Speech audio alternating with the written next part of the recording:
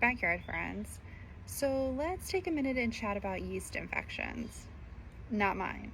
To be clear, I don't have a yeast infection. But Ruby Jewel back there, she does. You don't know what you don't know. And I didn't know that quail can get yeast infections. There's a lot of information online about this. I'm not here to tell you how to treat it, just to make you aware that it can happen, because I did not know. I actually found out through my breeder that I used that she had a yeast infection.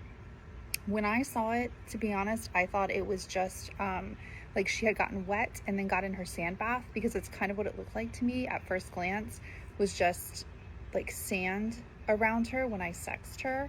But the breeder told me that was not the case, that it was a yeast infection. And then I consulted Google and even the pharmacist at Publix, and I ended up getting a medication for her. She's doing really well now, that I can tell. And I also ordered a probiotic from Chewy, but I did do a round on her and Helga since they're together. And then I also treated my new quail. You're moving quail around, they can get stressed.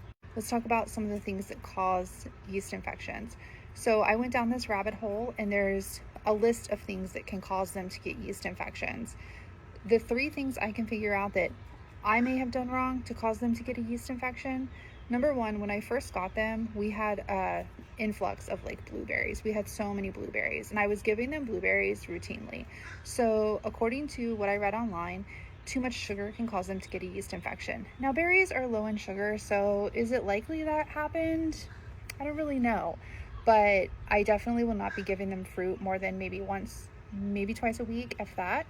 The other thing is stress. We know my cage had a lot of stress going on with the 3 roosters, a lot of movement. There was a lot of stress. So it is very likely that that could have caused her to get a yeast infection. The other thing, which I did not know that this was even something you shouldn't do, I was using glass mason jars to store my water in. So I would fill their water out of my fridge. I have a reverse osmosis. I would fill their water out of my fridge and then leave it in that glass jar for a day, 2 days, sometimes 3 days, and fill their water from that. When I ordered the probiotics from Chewy, the directions said to put it in, I know it was plastic and maybe ceramic. I don't really remember. You'll have to check the directions if you order it. And so I questioned, well, why can't I put it in glass? I didn't realize that glass can hold bacteria. I didn't know that. And that can also cause a yeast infection. So I'm not storing their water in glass anymore. And hopefully we don't have this problem again between some of the changes I've made and the probiotics that I ordered. But again, this video was just to make you aware that they can get yeast infections if you didn't know that, if you're new to quail keeping. And like I said, if you think your quail might have one, consult your vet or do your research.